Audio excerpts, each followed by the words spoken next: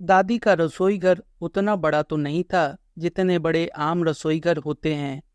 सोने के कमरे जितना बड़ा या बैठक जितना लंबा चौड़ा भी नहीं था, लेकिन खासा बड़ा था। और उसके साथ लगा हुआ रसोई भंडार गृह भी था।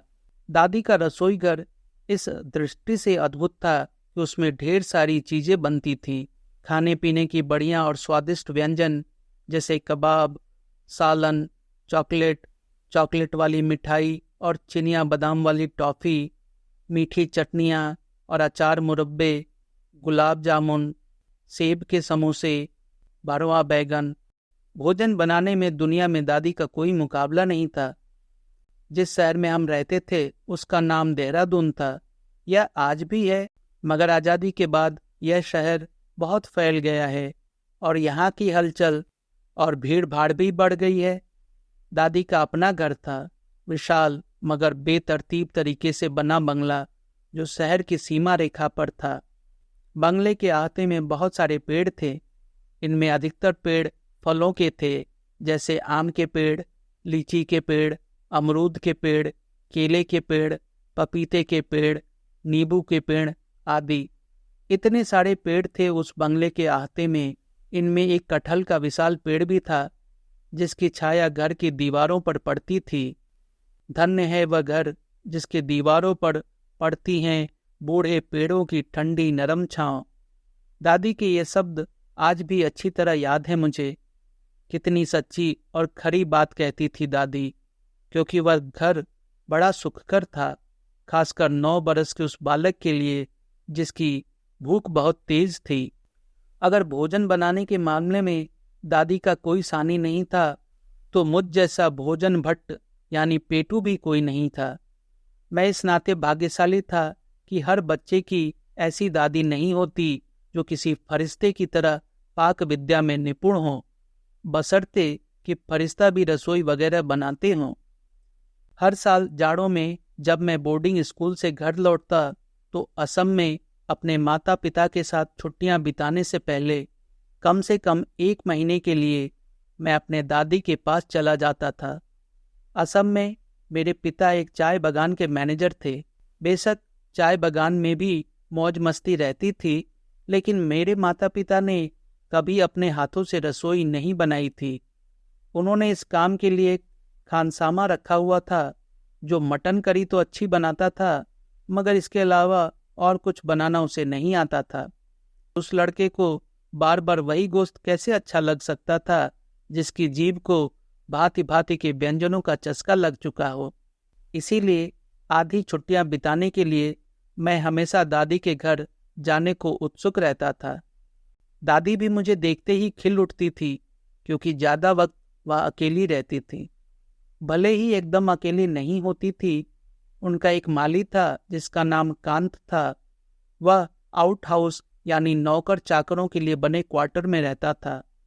माली का एक बेटा था जिसका नाम मोहन था। मोहन मेरी ही उम्र का था। फिर सूजी नाम की एक बिल्ली भी थी, मोतिया रंग, छोटे छोटे बालों और भूरे मुंह वाली नाटी सी बिल्ली जिसकी आंखें नीली और चमकीली थीं। और फिर शंकर जाति का एक कुत्ता भी था जिसे सब क्रेजी कहकर पुकारते थे। उसका यह नाम इसलिए रखा गया था क्योंकि वह घर के चारों ओर चक्कर लगाता रहता था। इनके अलावा वहाँ एक केन काका भी थे, दादी के भतीजे। जब कभी केन काका की नौकरी छूट जाती, और ऐसा अक्सर होता रहता था, या जब भी मेरी दादी के हाथों के बने पकवान उड़ाने को उनकी तबीयत मचलती, वह झट उनके यहाँ आ धमकते थे। इस तरह सच्चाई यह थी कि दादी कभी अकेले नहीं रही। फिर भी वह मुझे देखते ही खिल उठती थी। हमेशा कहती, सिर्फ अपने लिए खाना पकाने में मेरा जी नहीं लगता, कोई तो हो जिसके लिए पकाऊं। हालांकि दादी की बिल्ली, दादी का कुत्ता, यहाँ तक कि केन काका भी अक्सर दादी के पकवानों का रस लेते थे, मगर अच्छे रसोइये की हमेशा यह इच्छा होती है कि वह किसी लड़के को पास बैठाकर खिलाए पिलाए, क्योंकि लड़के बड़े जीवट वाले होते हैं और नए से नए पकवानों को भी चखने और आजमाने को तैयार रहते हैं। दादी जब कोई नई चीज बनाकर मेरे लिए परोसती तो मेरी राय और प्रतिक्रिया जानने को भी उत्सुक रहती, और फिर मैं जो कुछ कहता उसे एक कॉपी में नोट कर लेती। मेरी ये बातें तब बड़ी उपयोगी साबित होती जब दादी वही चीज किसी दूसरे को परोसती। अच्छी लगी? मैं कुछ और खा चुकता तो दादी पूछती, हाँ दादी, मीठी है ना? हाँ दादी। बहुत मीठी तो नहीं है ना? नहीं दादी। और लोगे? हाँ लूंगा दादी। ठीक है, पहले यह खा लो। तंदूरी बत्तख बनाने में दादी को महारत हासिल थी। पहली बार जब मैंने दादी के यहाँ तंदूरी बत्तख खाई तो केन काका भी वहाँ जमे हुए थे। रेलवे में गार्ड की उनकी नौकरी उन्हीं दिनों छुटी थी और अगली नौकरी के तलाश में उन्होंने दादी के यहाँ डेरा डाल रखा था। केन काका वहाँ जितने दिन टिक सकते टिके रहते और तब तक नहीं टलते जब तक कि दादी पादरी दास के बच्चों के स्कूल में उन्हें असिस्टेंट मास्टर की नौकरी दिलवाने को नहीं कहती। छोटे बच्चे केन काका को फूटी आंख नहीं सुहाते थे।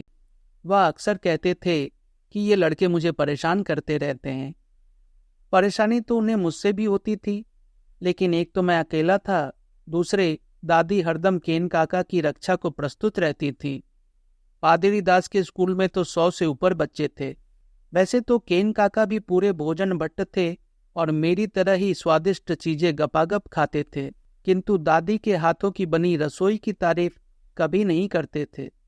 मुझे लगता है शायद इसी वजह से कभी कभी मैं केन काका से नाराज हो जाता था और इसीलिए बीच बीच में उन्हें परेशान करके खुश भी होता था। केन काका ने तंदूरी बत्तख की तरफ नजर डाली और उनकी ऐनक खिसकती हुई नाक की कोर पर आ टिकी। वही बत्तख मैं आंटी। क्या मतलब वही बत्तख? दादी कहती। पिछले महीने तू आया था, तब से तो तूने बत्तख नहीं खाई। मेरा कहने का मतलब था मैं आंटी। केन काका कहते कि आपसे तो किस्म किस्म की चीजों की उम्मीद रहती है ना। इसके बावजूद केन काका ने 2 बार अपनी प्लेट भरकर खाई और जब तक मैं हाथ बढ़ाता वह अधिकांश बत्तख डकार गए थे। मुझे और कुछ नहीं सूझा तो मैंने सारी की सारी सेब की सॉस अपने प्लेट में उड़ेल ली। केन काका जानते थे कि मुझे तंदूरी बत्तख बहुत अच्छी लगती है और मैं भी जानता था कि केन काका दादी की बनाई सेब की सॉस के दीवाने हैं। बस पलड़ा बराबर हो गया। अपने माता पिता के पास कब जा रहा है तू? मुरब्बे पर हाथ साफ करते हुए केन काका ने आशा भरी दृष्टि से मेरी ओर देखा। शायद इस साल मैं उनके पास ना जाऊं, मैंने कहा और साथ ही जोड़ दिया, और काका आपको दूसरी नौकरी कब मिल रही है? ओह, सोचता हूँ अभी 1-2 महीने आराम करूं। बर्तन वगैरह धोने पोंछने में मैं दादी और आया की खुशी खुशी मदद करता था। जब हम इस काम में व्यस्त होते तो केन काका बरामदे में लेटे झपकी लेते या रेडियो पर नृत्य संगीत सुनते रहते। केन काका तुझे कैसे लगते हैं? एक दिन दादी ने केन काका की प्लेट की हड्डियां कुत्ते के कटोरे में डालते हुए मुझसे पूछा। काश वह किसी और के अंकल होते, मैंने कहा। हट, इतने बुरे तो नहीं है।